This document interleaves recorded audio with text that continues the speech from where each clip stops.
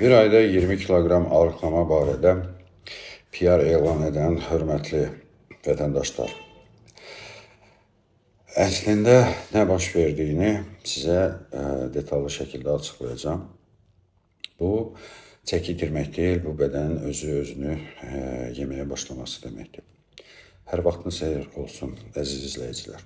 İlkin mərhələ enerji məsələsidir. Kalori birdən kəsilir, bədən enerji tapa bilmir. Əvvəl glikogen, sonra yağ, daha sonra əzələni parçalamaya başlayır. Hüceyrələrdə ATF azalır, mitoxondrilər sönməyə başlayır. Nəticədə baş gicəllənmə, halsızlıq, gücsüzlük baş verir. İkinci mərhələdə proteinsiz qalma. Bədən proteinsiz qaldığı üçün, enerjisiz qaldığı üçün əzələ zolaqlarını parçalamaya başlayır. Miosin, aktin, kollagen. Bunlar parçalanır, enerjiyə çevrilir, enerji istifadəsi üçün sərf olunur və nəticədə nə baş verir? Saç və dırnaqlar qırılır, tökülür. Dəri sallanır, dəri elastikliyi itir. İmmunitet tamamilə çökür.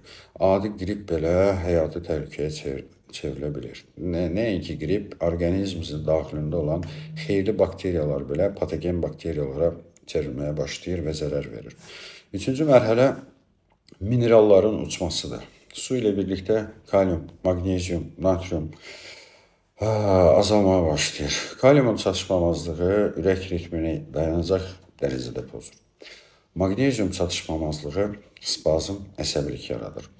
Kalsium itkisi sümüklərin zəifləməsi, kövrəkləşməsi, sınmasına gətirib çıxardır. Dördüncü və ən ağır mərhələ hormonların sıradan çıxması. Bildiyiniz kimi bizim bütün orqanizmimizi hormonlar idarə edir.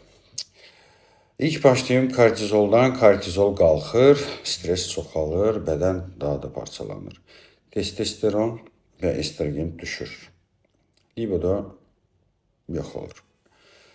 Tiroid yavaşlayır. İstifadə materialı olmadığına görə bədən yuxululuq rejiminə keçir. Nəticədə bədən artıq yaşamaq istəmir, sadəcə davam gətirməyə, yaşamaq uğrunda mübarizəyə çalışır. Beşinci mərhələ psixoloji çöküş.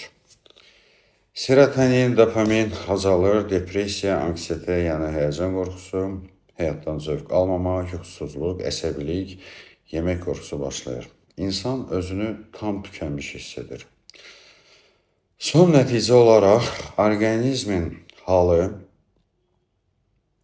qaraciyər və böyrəklərin iflas həddinə gəlməsi ilə eyni zamanda ürək aritmiya ilə dayanma riski daşıyır. Hüceyrələr enerji tapa bilmir. Mitoxondrilər ölür. Biokimyəvi ölüm prosesi başlamış olur. Yəni bir ayda 20 kilogram itirmək sadəcə arıqlamaq deyil, öz bədənini yavaş-yavaş məhv etməkdir. Və bu prosedura başlayan, bu pəhrizi saxlayan hörmətli, əziz vətəndaşlar, bundan sonra nə baş verir? Bundan sonra baş verənlər daha dəhşətlidir.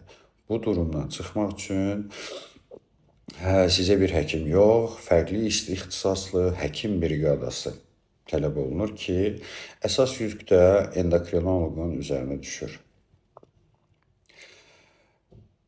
Həkim nədir ki? Həkimdən başqa fantastik maliyyə xərcləri və uzun müddətli dərman terapiyası da bir yandan böyük bir dərdə çevrilir. Ona görə sosial şəbəkədə baxdığınız, eşitdiyiniz, reklam olunan hər şeyə o qədər də fikir verməyin. Ən doğrusu, ilk növbədə araşdırın.